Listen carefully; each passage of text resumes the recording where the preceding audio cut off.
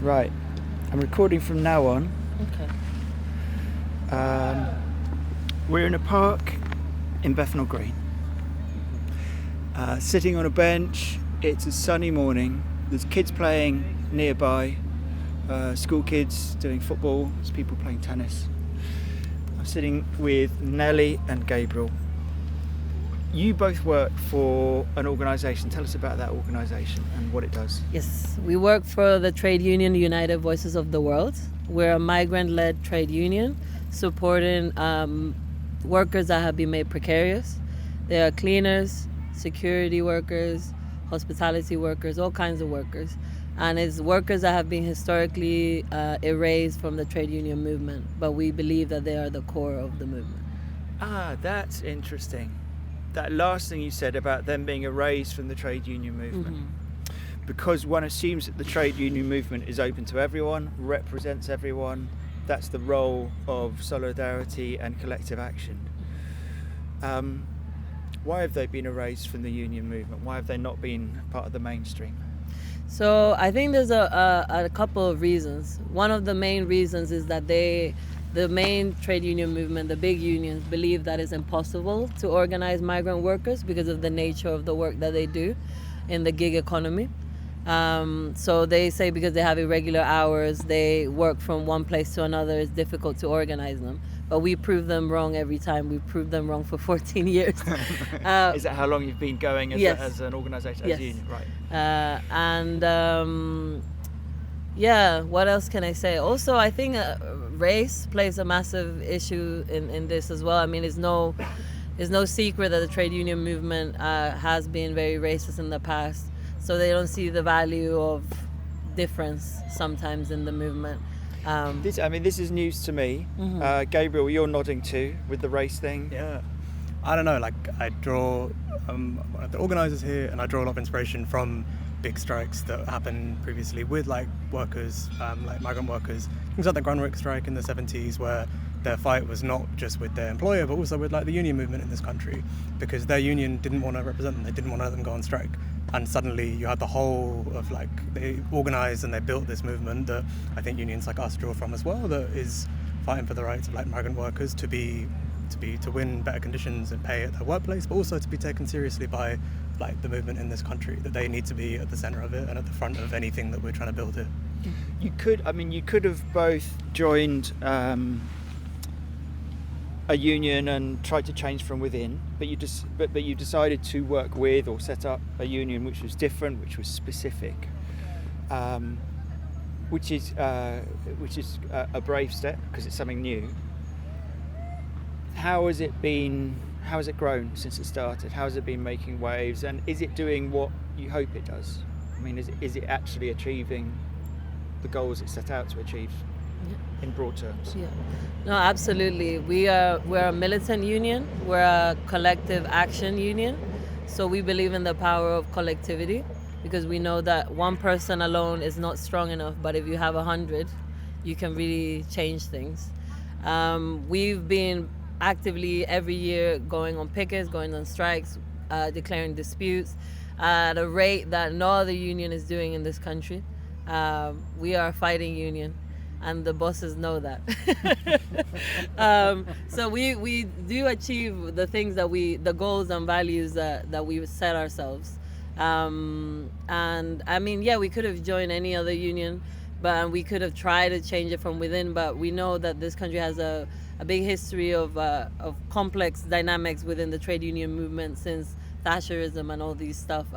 That kind of made like secret deals in the back of rooms where trade unions don't really work for the benefit of workers, but that's where we're different. We listen and we have them at the forefront of every dispute, and we are just stewards in this. But also a lot of us come from those experiences of being cleaners. I myself was a cleaner. Our assistant general secretary was a cleaner as well. We have domestic workers that used to be working in those terms and now are caseworkers and different kinds of things. So it's like talking from experience. So just in terms of your own experience, when you were cleaning, did this union, did you know about union rights? Did you know that you had certain rights, or did you slowly come to an understanding of it through your own experience?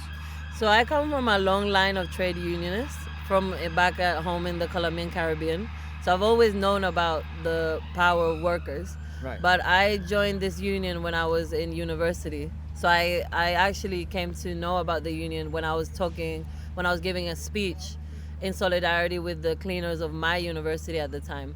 And then was this in Colombia? No, here in the UK, in Right. SOAS, University of London. And because they have a historic campaign, Justice for Workers, to have the same rights as all the other workers in the university.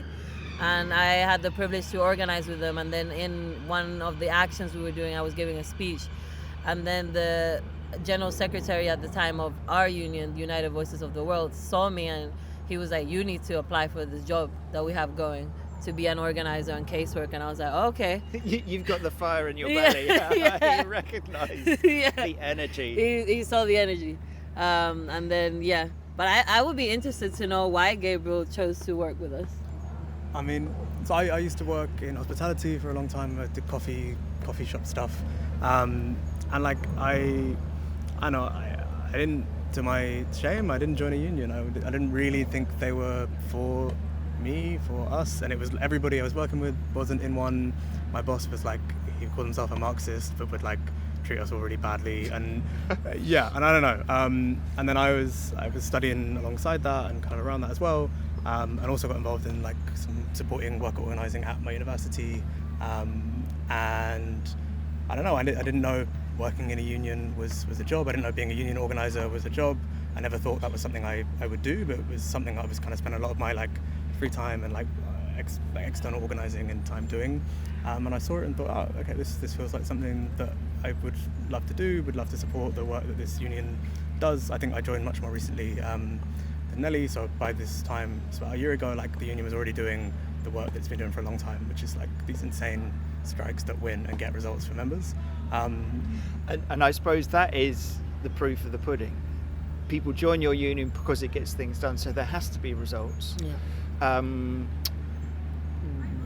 Give us some examples. I mean, you spoke about cleaners in SOAS in a university. SOAS, a school of Oriental African Studies, or the other way around. You would have thought that is quite left-leaning because of the nature of the study that it does, but even there the workers need representation. Who comes to you for representation? Why do they come, and what do you do with them? Yes.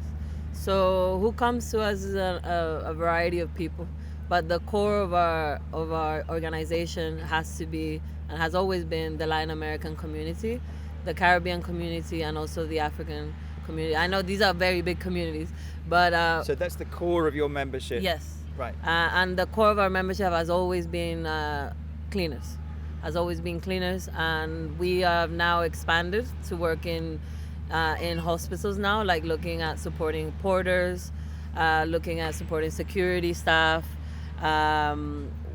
We had like a massive win recently where we had declared dispute with the hospital St. Helier in Epsom, where we discovered that a lot of the members of staff that were meant to have the same rights because they worked under the NHS, they weren't given their pensions, which then the hospital admitted, which is an illegal act. So we are now organized. They are a very militant group of workers, and they are now pushing for the agenda for change, for them to be included in it, for the pensions to be back paid. So it sounds like a straightforward case of justice. Yes. Like they have been denied a right that they should have. Yes. They have mobilised to make sure they get that right. Yes. And the hospital has admitted it. Yes. That sounds quite an open and shut case. Yes. Is it always that simple in terms of the rights and the wrongs of the employer and the rights of the workers? Yeah. No, it's very murky because unfortunately in this country we use a lot of outsourcing as a mechanism to fill gaps within this capitalist society. Meaning, for instance, in the cleaner role, instead of directly employing, Yes. they will employ a company to Yes. provide the cleaners, Yes. and therefore there's a buffer Yes. between them and their responsibilities. Yeah, absolutely. And we are of the belief in our trade union that it is an inherently racist practice because it disproportionately affects Black and minority ethnic communities, where then there's this limbo that they're in, where the client doesn't take responsibility and neither does the company. So then if an accident happens at work, then no one wants to take responsibility, and the law is very murky. And then it's also very hard at times, which we've proven wrong, but it is hard to organize people that are outsourced. But we do it every day. We try to do it every day, and we produce results. But it is difficult because it involves going every day, having conversations, trying to convince people that are scared. But then it's like tapping into their potential to say that you have agency. You're not just someone that things are happening to, but you are also a person that can take control of a situation and change it. So you're going to workers. It's not like they come to you, please help us in this thing, but you're also going out to persuade them that it's worth being part of this union. So it's both. It's both. But Gabriel can speak more to that. But okay, so tell us about the kind of conversation. Let's say there's 2 or 3 workers. You meet them in a break, and they say, "Okay, what's the score? How do you sell the service that you can provide for them?"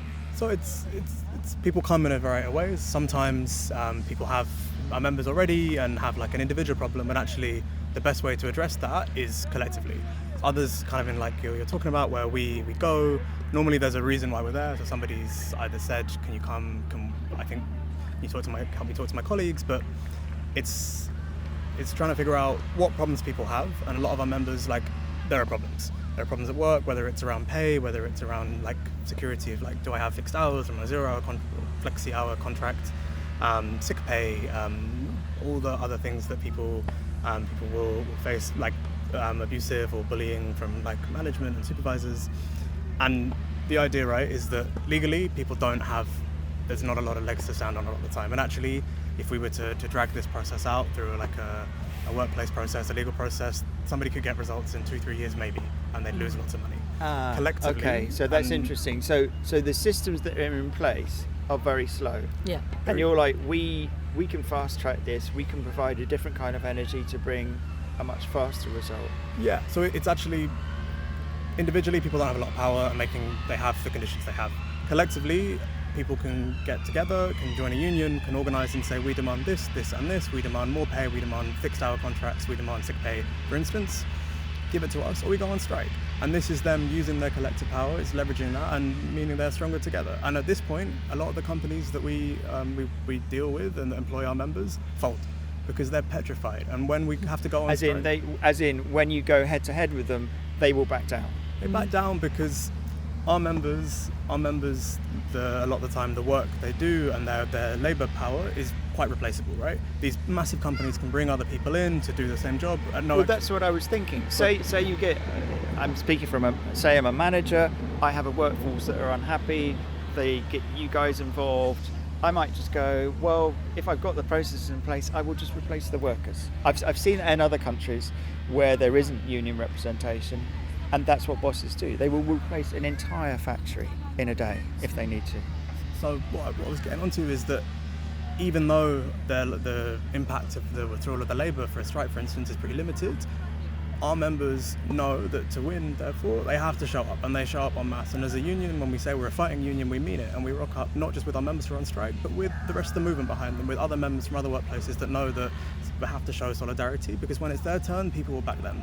So you talk about a group of people with banners and placards and a megaphone standing in front of the doors of the employer. Is it that? There are lots of different tactics we use. There have been, we had a big strike last summer at the Radisson Blu Hotel in Canary Wharf, and we basically occupied the lobby of it for a long time. And it happened to be a French football team upstairs who were staying in this nice hotel to go play West Ham in a friendly, and they didn't want to let them leave. So there was this French football team that were like watching down from the balconies, this like 100, 200 people picket or strike demonstration inside the hotel, and the hotel was just freaked out. After that, they folded immediately because they didn't bet on our members being able to produce that sort of turnout, having that level of support, and being able to shut down the hotel that effectively.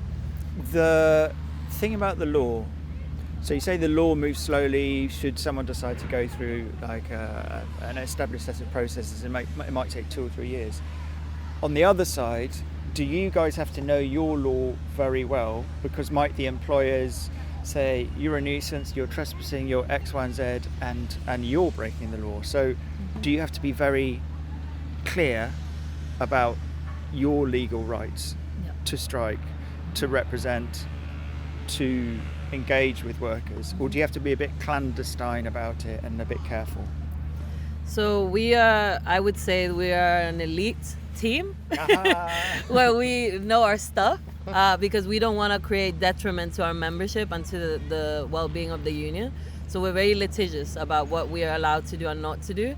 Obviously, there's sometimes catch-22s to certain situations, but we're always like making sure that we're doing stuff properly and using the leverage that we have. So if, for example, we can't necessarily picket or we can't do a demonstration, we can use communications as a form of leverage, like with a communications team using social media. But we're always very careful to not defamate, to just like stick to the facts. So I think that's how we do things. So we're very careful and we plan every step. Like it's never a reactionary way of doing things. Like it's very thought through. Every single action and every single strategy. So I mean, there might be the danger because of the nature of your work, and if you feel strongly about these things, it would be tempting to rush into a situation and say I'm the sword of justice and this is a complete. But you're saying we don't do that because we know that complicates. Yes. What happens if you rush in too much without planning? Does it just like, is it detrimental to the whole process? When we run campaigns and we run strikes, we do them to win, right? So we'd always much rather take our time, make sure that we have a strategy and an approach that will work, that will win, that we've thought out and we planned. And it's about finding the best and most effective ways to put pressure on the employer in as many different avenues, ways as possible. So to answer your question, if we rush, we don't win. And that's not us doing our job, that's not in the best interest of our members. So we don't rush and we make sure that our campaigns, when we do them, and our job as a union is to make sure when we do it, we win. You've spoken about strike as the biggest tool. Is that correct? Strike is the most powerful thing in your toolbox. Yes. I mean, there's different tools in the toolbox, but definitely we as trade unionists see industrial action as like the tool, the ultimate tool. Yes. Because there is. You've mentioned already the history of Thatcherism in the 80s. There's a history of striking in the long run failing in very famous cases in this country.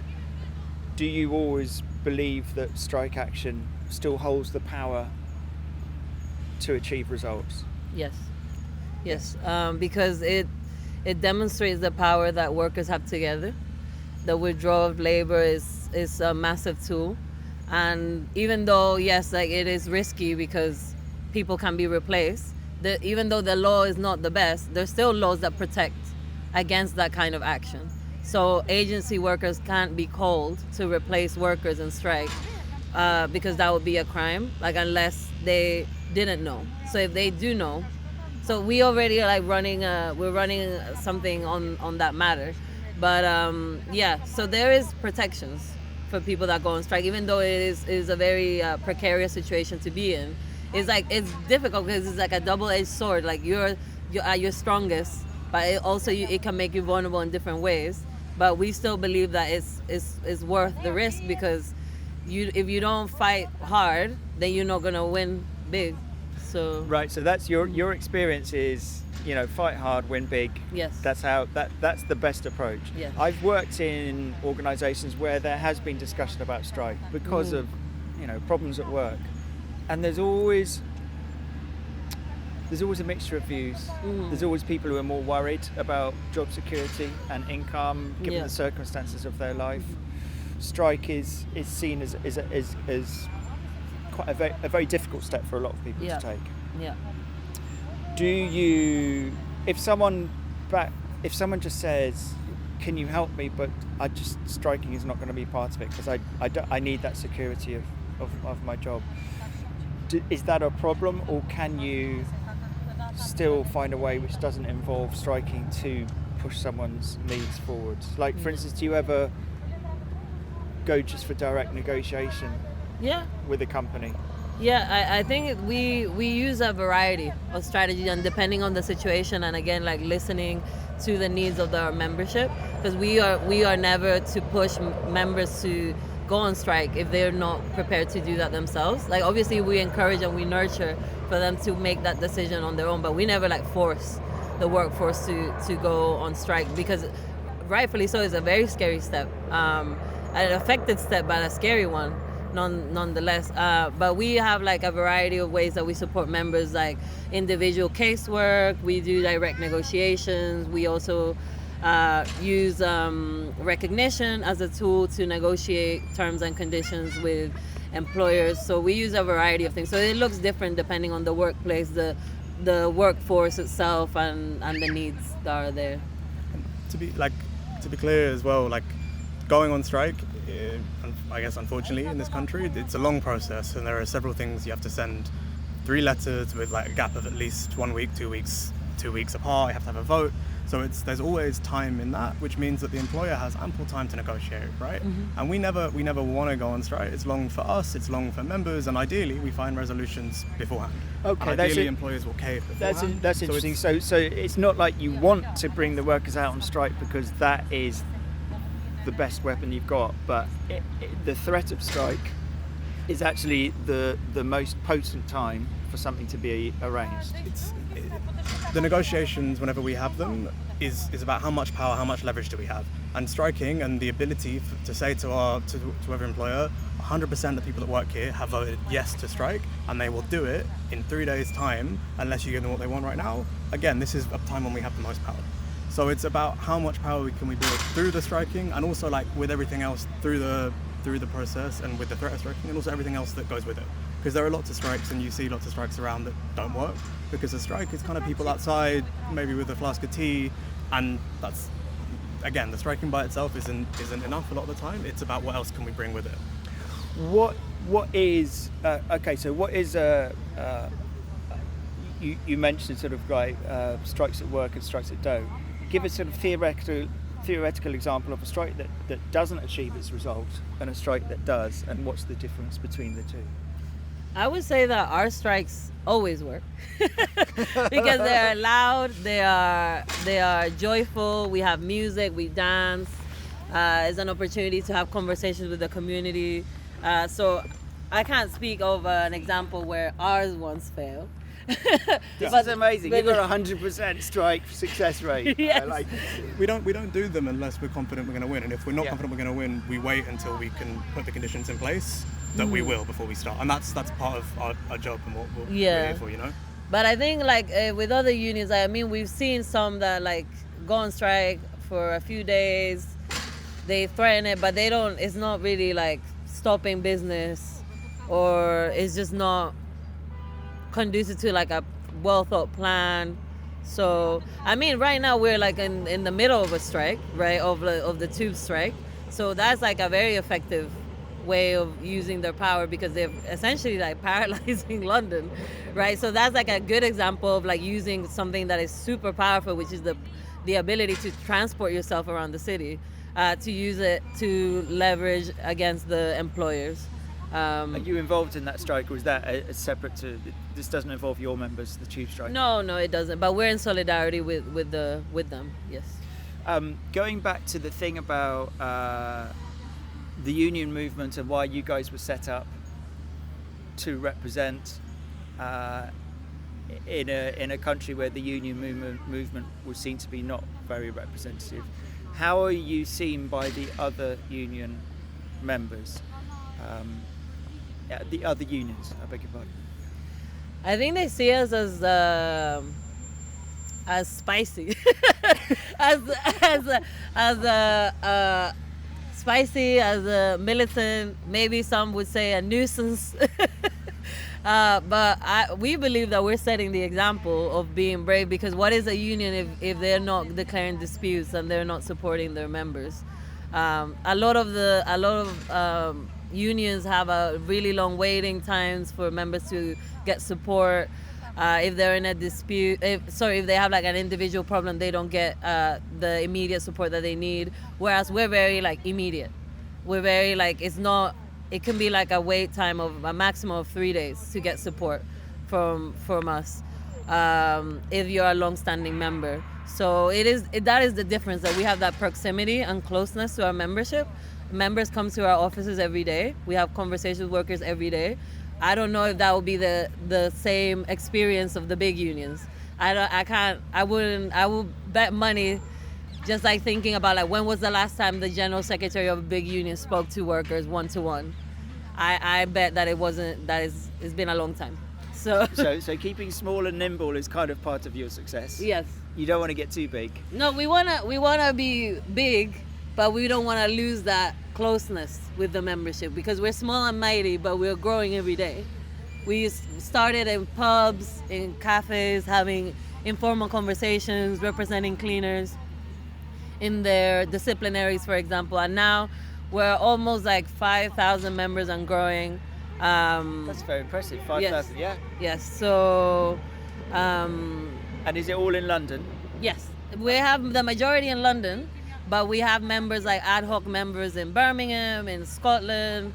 We have members in Bristol. So, but our offices are in London. So when we have disputes, it's normally in London that we have them. But we've supported members across the country.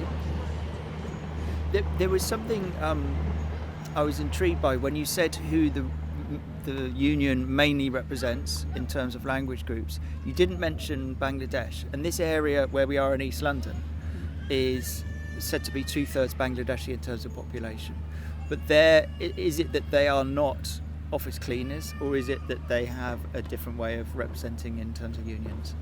So I'm Bengali. I'm based in East London, and like grew up coming here. And yeah, I know this community, and I know the long history of like fighting and struggle that exists here around things like anti-racism and anti-fascism, around things like housing. And I feel like particularly in the last kind of 10-20 years, a lot of that super radical organising that was happening in work as well hasn't quite been the case.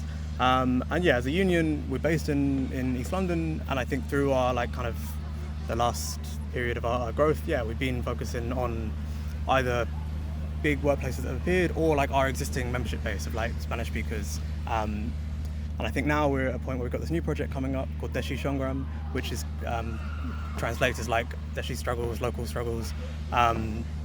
Will be like a new kind of community union, Tower Hamlets community union, set up for primarily residents of this area, lots of Bengali residents.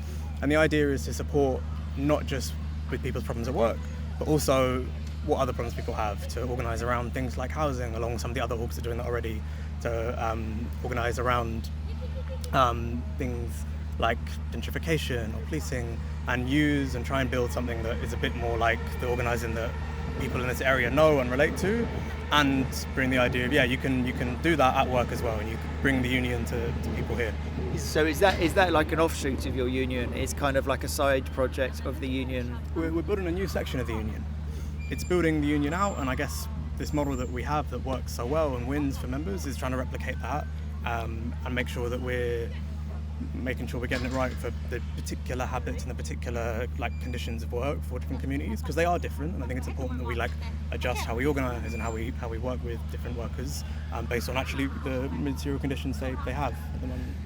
Is the history of the fact that this is sort of rooted in a Latin American population in London, is that because in Latin America there is a long history of union representation of radicalism? You said you came from a long line, Nelly. Tell us about the trade union movement and the parts of the world that you come from. Is it active? Is it big? Is it is it different to here? Mm-hmm.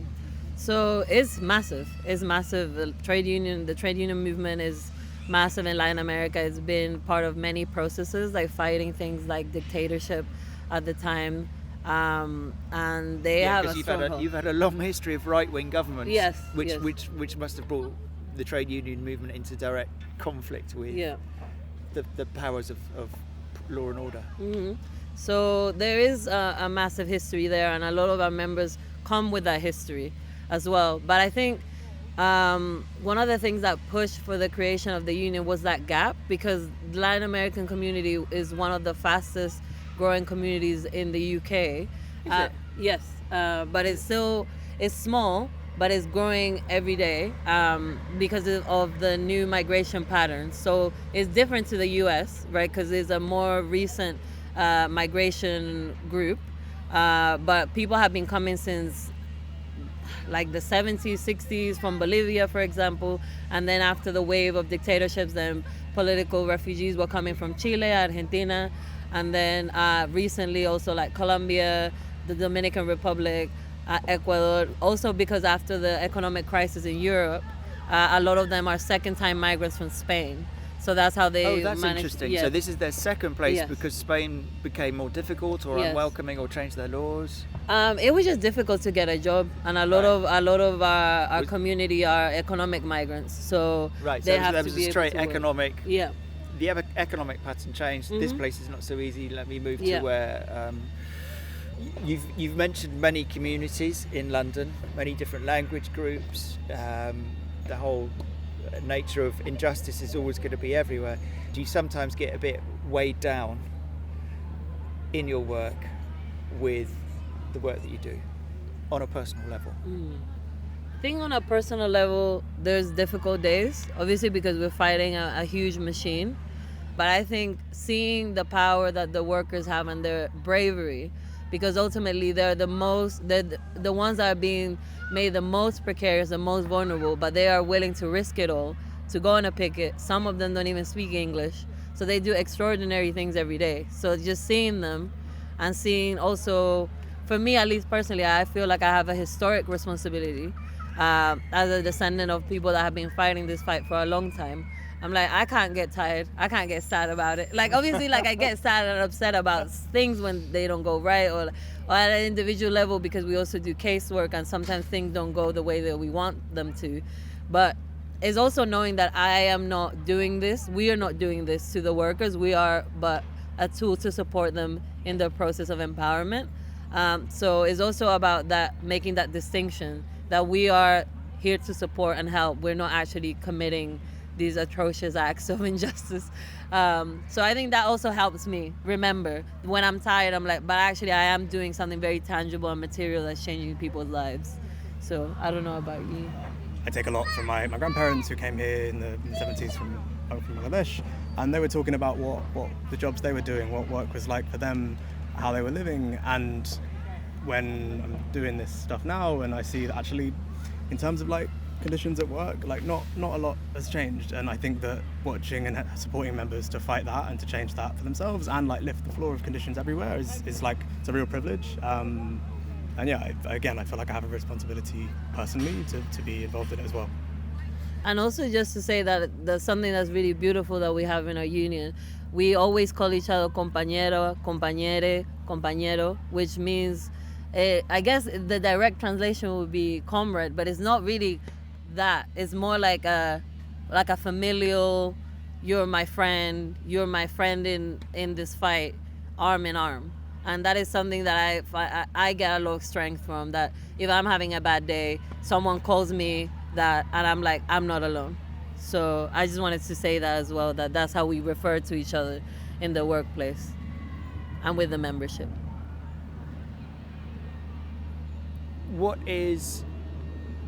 Do you have one saying that you say when you're, do you have one thing that you shout when you're on the picket line, which is the saying of your union? Ooh, we have a lot of good ones, but I think we always say we're gonna fight and we're gonna win. We also say we're no longer invisible.